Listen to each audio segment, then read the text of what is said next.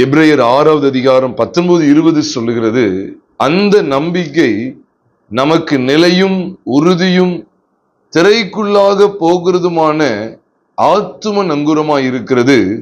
நமக்கு முன்னோடினவராகிய இயேசு மெல்கிசேதேக்கின் முறைமையின்படி நித்திய பிரதான ஆசாரியராய் நமக்காக அந்த திரைக்குள் பிரவேசித்திருக்கிறார்.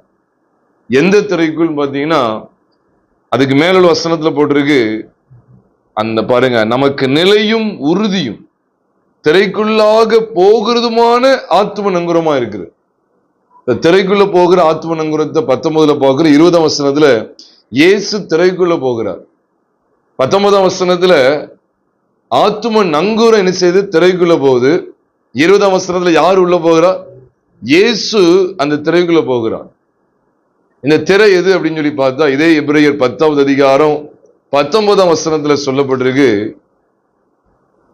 இயேசுவானவர் தமது மாம்சமாகிய திரையின் வழியாய் அப்படின்னு சொல்லி சொல்லப்பட்டிருக்கு. திரையின் வழியாக தான் அவர் அங்கே பிரவேசித்திருக்கிறார். திரையின் வழியாய். இந்த திரை பொதுவா எதுக்காக இந்த திரைன்னு சொல்லி சொல்லப்பட்டிருக்கு அப்படின்னு கேட்டா, சாலமோன் கர்த்தருக்கு எழுப்பின ஆலயமாக இருக்கட்டும், ஆசரிப்பு கூடாரத்துல மோசே மூலமா தேவன் உண்டாக்கின ஆசரிப்பு கூடாரம் என்கிற தேவனுடைய வாசஸ்தலமாக இருக்கட்டும், இங்கே ஒரு செக்ஷனை மறைக்கிறதுக்கு ஒரு என்ன இருக்கும், ஒரு திரை இருக்கும். பரிசுத்த ஸ்தலத்துக்கும் மகா பரிசுத்த ஸ்தலத்துக்கும் ஒரு பிரிவை உண்டாக்குவதற்கு ஒரு திரை தொங்க விட்டுருக்கும். அந்த திரையின் வழியா தான் உள்ள நினைச்ச முடியும், போக முடியும்.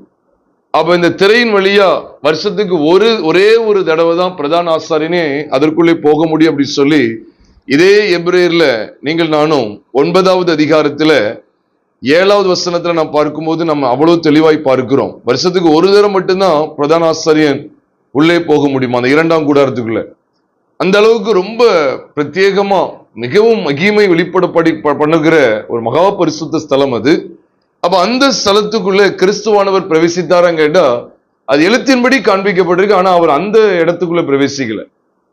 ஆனால் ஆண்டவராய் இயேசு கிறிஸ்து ஜீவனை விடும்போது தேவாலயத்தின் திரைச்சலை மேல் தொடங்கி கீழ் வரைக்கும் 2ஆக என்ன செய்ததுதான் கிழிந்ததுன்னு வாசிக்கிறோம். உடனே நம்ம என்ன பொருள் எடுக்கக்கூடாதுன்னா, அவர் அப்போ இந்த எழுத்தின்படியான சிருஷ்டி சம்பந்தமான கூடாரமாகிய அந்த தேவாலயத்துக்குள்ள பிரவேசித்தாரான்னு கேட்டா அப்படி பிரவேசிக்கல. நிகழ்த்துல இதே எபிரேயர் 9வது அதிகாரம் 24ஆம் வசனத்தை பாருங்க.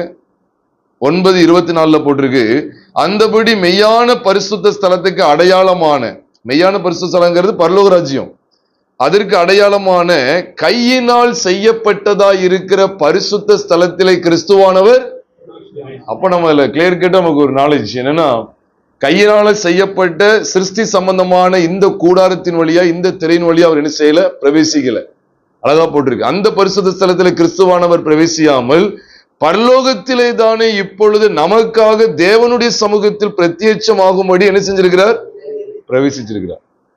அப்ப இயேசு அந்த திரைக்குள் பிரவேசித்தான்னு பார்த்தோம் எபிரேயர் 6:20. ஆத்தும நங்குரமும் எதுக்குள்ள போகிறதா இருக்கு, திரைக்குள்ள போகிறதா இருக்கு. இவரும் திரைக்குள்ள போகிறார். இது மகிமையான வெளிச்சம். அதனாலதான் உங்களோட இதை சுருக்கம் பகிர்ந்து கொள்ள, அதை தொடர்ந்து நாம் உற்சாகமாய் கர்த்தருக்குள்ளே களி கூர்ந்து நாம் கர்த்தரை ஆராதிக்க அழைக்கப்பட்டிருக்கிறோம். இதே போலதான் இன்னொரு வசனத்திலும் பாருங்க, அவர் சிருஷ்டி சம்பந்தமான கூடாரத்தின் வழியா உள்ள போகலையா. இதே எபிரேயர் 9வது அதிகாரம் 11ஆம் வசனத்தையும் பாருங்களேன். இதே எபிரேயர் 9:11 சொல்லுது, கிறிஸ்துவானவர் வரப்போகிற நன்மைகளுக்குரிய பிரதான ஆசாரியராய் வெளிப்பட்டு கையினால் செய்யப்பட்டதாகிய இந்த சிருஷ்டி சம்பந்தமான கூடாரத்தின் வழியாக அல்ல அப்படின்னு அடிச்சிட்டார். எவ்வளவு அழகா இருக்கு.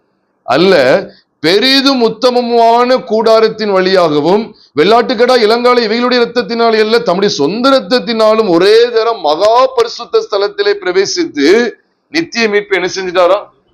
அப்ப மகா பரிசுத்த ஸ்தலம் சொல்றது பூமியில் உள்ளதை சொல்றாரா இல்ல பரலோகத்தில் உள்ளதை சொல்றாரா?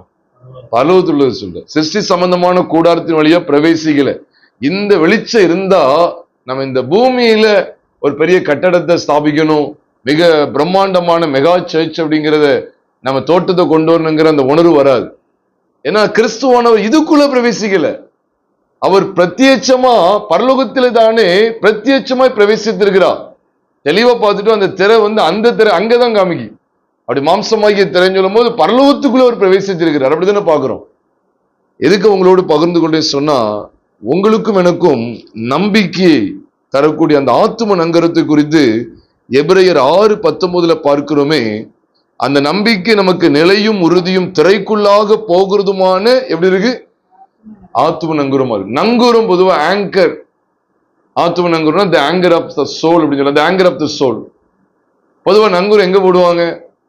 கடல்ல கீழே தான் போடுவாங்க, பூமியில தான் போடுவாங்க. ஆனா பைபிள்ல சொல்லப்பட்டிருக்கிற நங்கூரம் எங்க போடுறாங்க தெரியுமா? மேல போடுறாங்க. இது நமக்கு வியப்பா தெரியும். ஆனா இந்த வெளிச்சம் இன்னைக்கு இல்லாதனாலதான் பூமிக்குரியவைகளே இன்னைக்கு சபையார் தேடிட்டு இருக்காங்க. சபையார் இன்னைக்கு முழுக்க முழுக்க பாருங்க, சாகுற வரைக்கும் பூமிக்குரிய தான் தேடிட்டு இருக்காங்க. ஆனா சாகுற சமயத்துலதான் பணம் இருந்து என்ன செய்ய, பொருள் இருந்து என்ன செய்ய, சொத்து இருந்து என்ன செய்ய, நான் எல்லாத்தையும் விட்டுட்டு தானே போறேன். விதவிதமான மொபைல் போன் இருந்து என்ன செய்ய, விதவிதமா கார் இருந்து என்ன செய்ய, எல்லாம் முடிஞ்சு போச்சு அப்படின்னு சொல்லி சாகும்போது அவங்க நினைக்காங்க.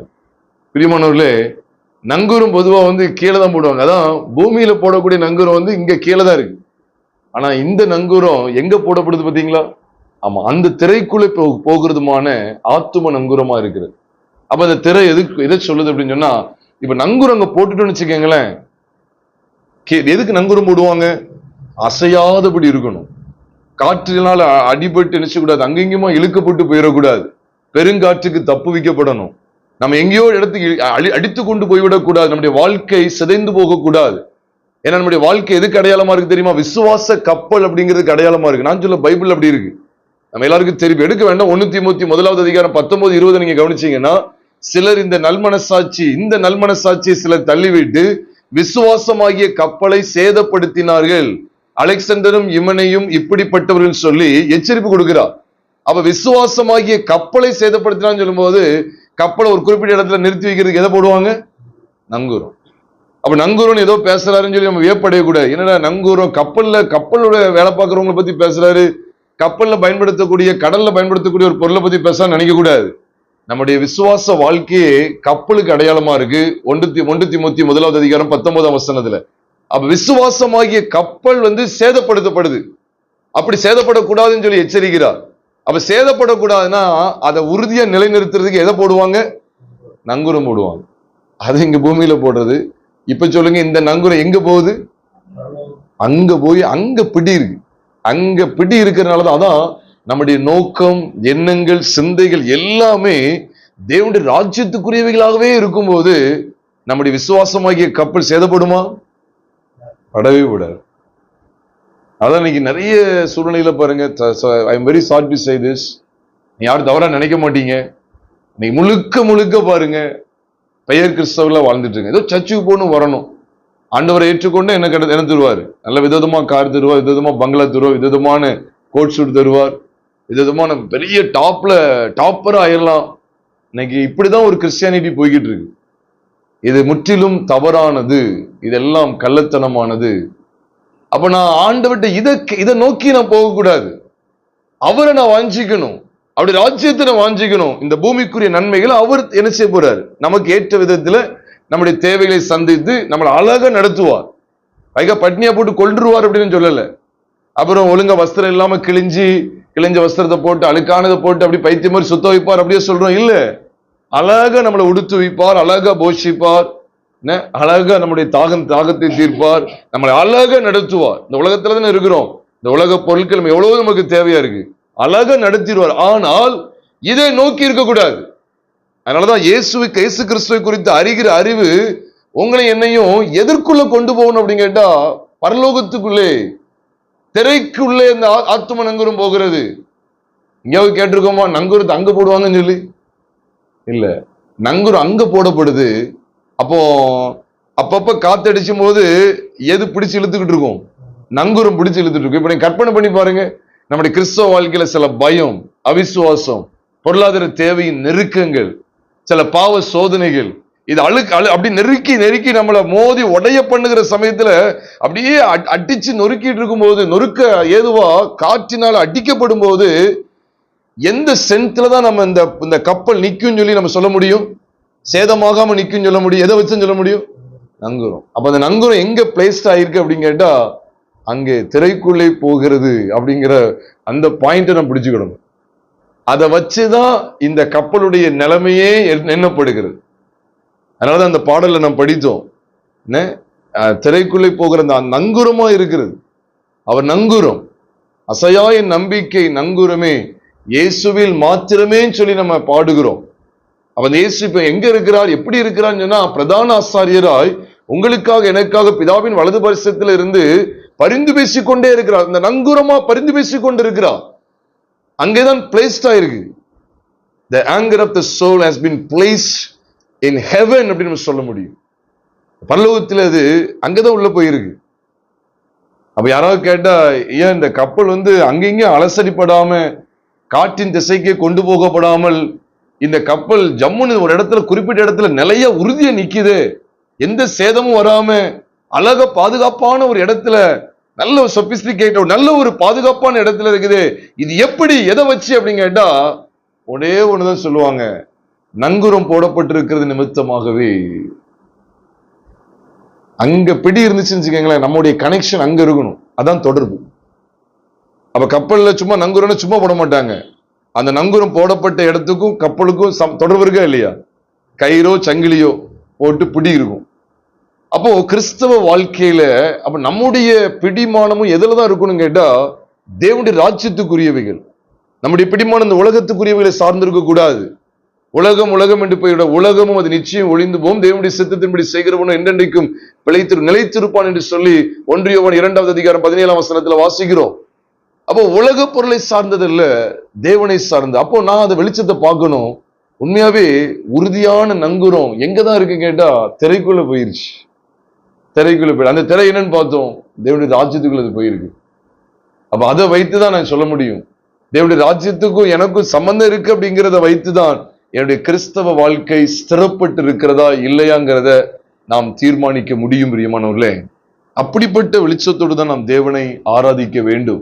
நீங்க அநேகர் இந்த சத்தியத்தை சரிவர விளங்கி கொள்வதில்லை. சும்மா அந்த பூமியில இதெல்லாம் அனுபவிக்கலாம், எப்படிலாம் கண்டதை காட்சி கொண்டதை கோலன்னு எப்படிலாம் வாழலாம் சொல்லி நீங்க அப்படிதான் போய்கிட்டு இருக்காங்களே ஒழிய இந்த வெளிச்சத்துக்குள்ள நிலைநிற்க தவறி விட்டார்கள். அப்ப எப்பவுமே ஞாபகம் வச்சுக்கங்க, நம்ம ஸ்டெடியா நிக்கணும் அப்படின்னா என்ன, எதை வச்சுதான் சொல்ல முடியும், நங்கூரத்தை வச்சுதான் சொல்ல முடியும். அப்ப நம்முடைய நங்கூரம் எங்க பிளேஸ் ஆயிருக்கு, பரலோகத்துல. அப்ப காத்து இந்த கப்பல் அப்படி அங்கிட்டு கொண்டு போகும்போது மறுபடியும் கப்பல் எதை நோக்கி வரும் தெரியுமா, நங்கூரம் போடப்பட்ட இடத்துக்கு இழுக்கப்படும். காத்து அப்படி இழுக்கும் போது நங்கூரம் இங்கிட்டு இழுக்கும். நங்கூரத்தினுடைய அந்த விறப்பு தன்மை இருக்கு பாத்தீங்களா, அது இங்க கொண்டு வரும். அப்ப தேவன் எப்பொழுதுமே என்ன செய்யறாரு பாத்தீங்களா, அவர் ஒரு மாதிரியை வச்சிருக்கிறார், அவர் ஒரு லைனை வச்சிருக்காரு, அவர் ஒரு முறையை வச்சிருக்கிறார். என்ன முறை தெரியுமா, எங்க அலசடிப்பட்டாலும் சரி உன்னை எதுக்குள்ள கொண்டு வந்துருவோம்னா இந்த நித்திய ஜீவனுக்கு தான் நீ வரணும். நித்திய ஜீவனுடைய கப்பு நம்மளை இழுக்கு, ஒரு விதமான கண்களை இச்சு நம்மளை அப்படி அங்கிட்டு இழுத்து கொண்டு போகும்போது நம்மளுடைய பிளேஸ்மெண்ட் அங்க இருக்கிறதுனால, அந்த கிறிஸ்துவை பற்றுகிற விசுவாசத்தினால நம்ம என்ன செய்ய முடியும் அப்படின்னு சொன்னா நித்திய ஜீவனுக்கு இழுக்கப்படுறோம். காற்று அங்கிட்டு இன்னொரு பக்கம் கொண்டு போய் இல்ல, நங்கூர் அங்க போடப்பட்டிருக்கு, நான் பரலோகத்துக்கு நேராக இழுக்கப்படுகிறேன், தேவனை அனுபவிக்கிற இடத்துக்கு நான் இழுக்கப்படுகிறேன், தேவனிடத்துக்கு நான் இழுக்கப்படுகிறேன். இழுக்கப்படுமா படாதா, கண்டிப்பா இழுக்கப்படும். அது எவ்வளவு போர்ஸா இழுத்தாலும் சரி திரும்ப இங்கிட்டு பவுன்ஸ் ஆகும், இங்க ரிட்டர்ன் வருது, இட்ஸ் கம்மிங் பேக்.